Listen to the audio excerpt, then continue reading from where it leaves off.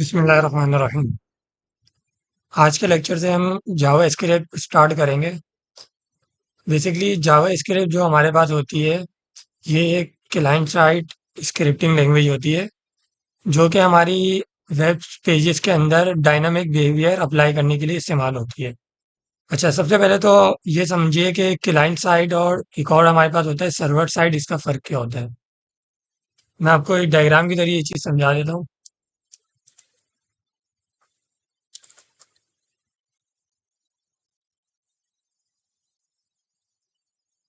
अब जैसे मिसाल के तौर पे ये हमारा है, एक पीसी है ये,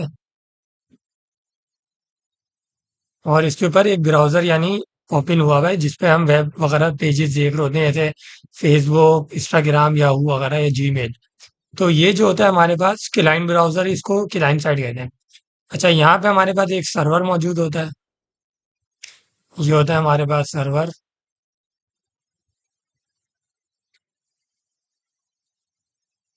ये होता है हमारे पास सर्वर। अच्छा, ये आपस में लिंक इस तरीके से होते हैं, जैसे मिसाल के तौर पे जब आप फेसबुक के यहाँ पे सर्च करते हैं अपने ब्राउज़र में, इस जगह पे लिखते हैं फेसबुक, तो सबसे पहले लोडिंग होती है, आपने देखा होगा कुछ देर के लिए, उसके बाद फिर आपका फेसबुक का पेज आता है। तो जब लोडिंग हो रही होती है तो उसका मतलब होता है कि आपका जो क्लाइंट साइड है, यानी जो क्लाइंट यूजर ब्राउजर है, इसने रिक्वेस्ट करी है सर्वर से कि मुझे फेसबुक का पेज दो, और यहाँ से सर्वर के पास ये फेसबुक का पेज होता है, जो उसको यहाँ पे रिटर्न कर देता है। तो इस तरीके से हमारे पास आपस में इस तरह कम्युनिकेशन चल रही होती है। तो फेसबुक के अंदर जैसे हम अपना यूजर नेम डालते हैं, पासवर्ड डालते हैं, ये चीज़ें जो होती हैं हमारे पास सर्वर के अंदर सेव होती हैं। आपने जैसे अपना यूज़र नेम डाला, अगर वो आप गलत डालेंगे तो एरर आ जाता है।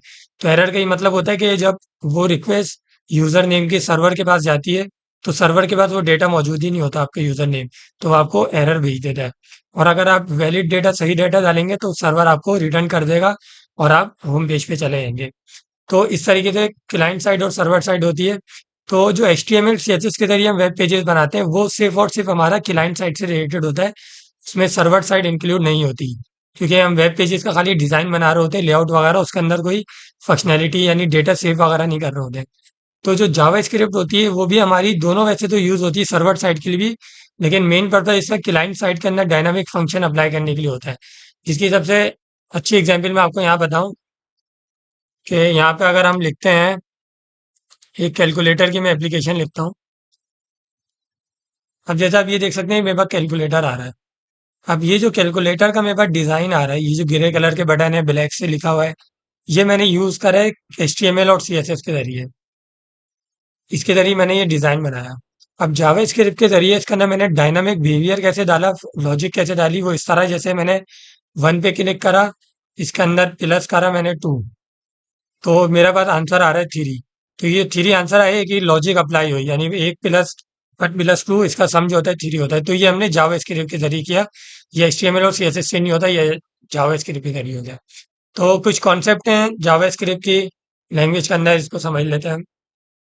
अच्छा, सबसे पहले तो ये समझ लें कि जावास्क्रिप्ट हमारी प्रोग्रामिंग लैंग्वेज नहीं होती, ये हमारी होती है स्क्रिप्टिंग लैंग्वेज। जैसे C++, जावा और पाइथन हमारे पास प्रोग्रामिंग लैंग्वेज होती है, जिसको हम प्रोग्रामिंग लैंग्वेज और स्क्रिप्टिंग में सबसे मेन डिफरेंस यही होता है कि प्रोग्रामिंग लैंग्वेज को यूज़ करने के लिए आपको कंपाइलर की ज़रूरत पड़ती है, उसको कंपाइल करना पड़ता है। जबकि स्क्रिप्टिंग लैंग्वेज जो होती है, जावा स्क्रिप्ट वगैरह टाइप स्क्रिप्ट हमारे पास, वो कंपाइल नहीं होती, वो डायरेक्ट दूसरी जैसे HTML CSS वगैरह उनके एलिमेंट को एम्बेड करके यूज़ करते हैं हम लोग उसको। और इसका एक फ़ायदा ये भी होता है कि इसके अंदर हमें कोड कम लिखने की ज़रूरत पड़ती है। बहुत सारे हमारे पास बिल्डिंग फंक्शंस होते हैं और APIs होती हैं, जिसको यूज़ करते हुए हम आसानी से अपना काम कर लेते हैं। अच्छा, सबसे पहले तो जावास्क्रिप्ट के अंदर आने के बाद कुछ हमारे पास मेन चीज़ें होती हैं जो दूसरी लैंग्वेज की तरह है। जैसे वेरिएबल डिक्लेरेशन वगैरह हो गए हमारे पास, if else statement, function, switch cases वगैरह। इसको हम जल्दी जल्दी गो थ्रू कर लेते हैं, ताकि आपको ये कॉन्सेप्ट भी समझ आ जाए कि इस तरीके की चीज़ें किस तरह यूज़ होती हैं, फिर इसको हम HTML के साथ यूज़ करेंगे। अच्छा, मैं अपना यहाँ पे कंपाइलर ओपन कर लेता हूँ, VS कोड।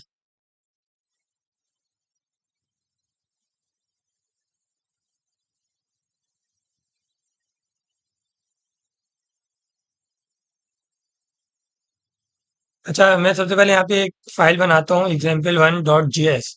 हमें जब भी जावास्क्रिप्ट की काम करना होगा, हम सारा जेएस की फाइल बनाएंगे। ये मैंने बना लिया।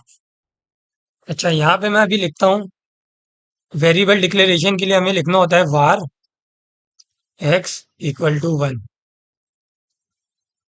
ये जो मैंने लिखा है यहाँ पे, इसको समझिएगा जरा, कि var का मतलब होता है कि हम एक तरीके से एक वेरिएबल ले रहे हैं x, जिसकी वैल्यू हमने दी है 1।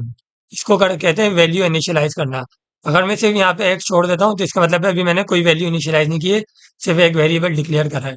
अब मैं जैसे x के आगे इक्वल टू करके x इक्वल टू 1 या x इक्वल टू 2 3 कुछ भी डालता हूँ, तो इसका मतलब है मैंने एक वेरिएबल बनाया, इसकी वैल्यू दे दी 3। अच्छा, हम जो दूसरी लैंग्वेज यूज करते हैं C++, उसके अंदर आपने सिंटेक्स देखा होगा कि हमें ना डेटा टाइप बताना जरूरी होता है। जैसे ये 3 हमारे पास इंटीजर वैल्यू होती है, यानी नंबर है, तो इसके लिए हमें इंट x इक्वल टू 3 लिखना पड़ता था। यानी इसको अलग से बताना पड़ता था कि मैं जो वेरिएबल x को वैल्यू दे रहा हूँ वो इंट टाइप की है। जबकि जावा स्क्रिप्ट का ना ये करने की आपको जरूरत नहीं होती। सिंपल आपने एक वेरिएबल डिक्लेयर करके उसकी वैल्यू असाइन करेंगे, जावा स्क्रिप्ट उसको खुद ही मतलब कैच कर लेगा, समझ लेगा कि मैंने कौन सी वैल्यू असाइन करी इंटीजर।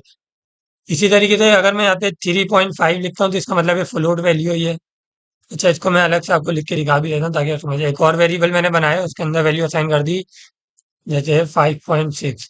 तो ये पॉइंट वाली वैल्यू का मतलब है मैंने इसको फ्लोट वैल्यू असाइन कर दी।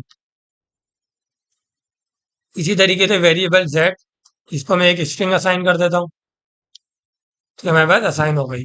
अच्छा, इसको मैं पहले अपने यहाँ पे कंसोल पे प्रिंट करके आप लोगों को दिखा देता हूँ कि हम किस तरीके से इसको प्रिंट कर सकते हैं। प्रिंट करवाना है तो उसके लिए मैं यहाँ लिखूंगा console डॉट लॉग, और अंदर लिख दूंगा एक दफा x, फिर इसी कोड को मैं कॉपी करूंगा और एक 3 दफा, और एक दफा यहाँ पे लिख दूंगा y, और एक दफा यहाँ पे मैं लिख दूंगा z। अच्छा, अब इस कोड को जब हम रन करेंगे, तो हमारे पास एक दफा 3 5.6 और s प्रिंट होना चाहिए। ये देखें, यहाँ पे हमारे पास ये प्रिंट हो रहा है। तो ये जो हमारे पास फंक्शन आता है console डॉट लॉग, ये सिर्फ वेरिएबल वगैरह की वैल्यूज वगैरह को टर्मिनल पे जो हमारा होता है इस पे प्रिंट करवाने के लिए यूज होता है। लेकिन वैसे तो हम आगे जाके अभी जावा स्क्रिप्ट में देखेंगे किस तरह एचटीएमएल वगैरह के साथ यूज करते हुए हम वेब पेजेस के अंदर इसको इम्प्लीमेंट करते हैं। लेकिन बेसिक अभी आपको ये सारे कॉन्सेप्ट समझने हैं, वरना इसके बगैर अगर हम डायरेक्ट एडवांस चीज़ों की तरफ जाएंगे तो उसमें थोड़ी मुश्किल होगी।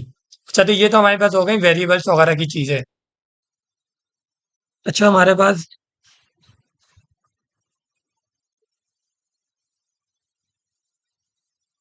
ये हमने समझ लिया था कि किस तरीके से हमारे पास वेरिएबल्स वगैरह प्रिंट हो रहे थे।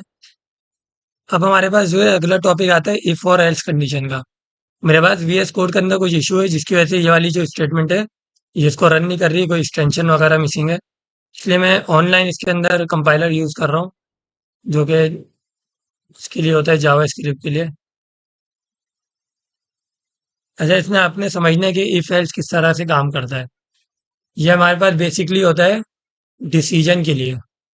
अब जैसे मिसाल के तौर पे मैं यहाँ पे एक वेरिएबल बनाता हूँ, वेरिएबल टेम्परेचर, और इसकी वैल्यू आसान कर देता हूँ 35।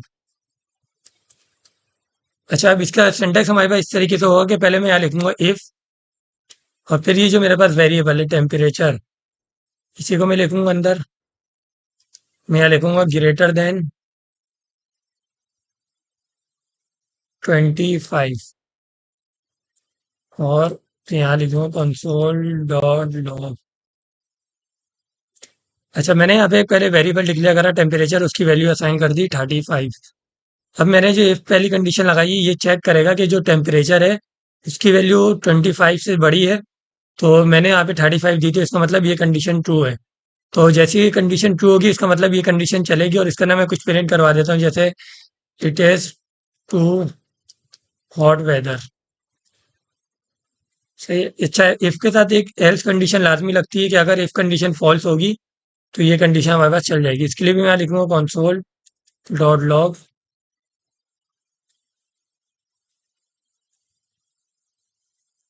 और यहाँ प्रिंट करवा दूंगा it is not too hot.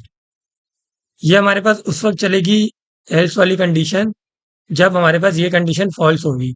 अभी हमने टेम्परेचर 35 दिया है, और पहले चेक करा हमने कि क्या टेम्परेचर की वैल्यू 25 से बड़ी है, ग्रेटर देन की साइन है ये। तो ट्रू हो गई वैल्यू, हाँ यानी बड़ी है, तो ये हमारे पास चल जाएगा, ये नहीं चलेगा। तो इसको हम रन करते हैं, तो हमारे पास ये वाली स्टेटमेंट प्रिंट होनी चाहिए। लेकिन हमारे पास आ रहा है it is true odd weather. अच्छा, अगर मैं इसको लेस देन 25 कर दूं अब, यानी कि टेम्परेचर की वैल्यू 25 से कम है जबकि बड़ी है, तो हमारे पास ये फॉल्स हो गई कंडीशन, ये वाली चलेगी। तो ये हमारे पास लिखा हुआ आ जाएगा,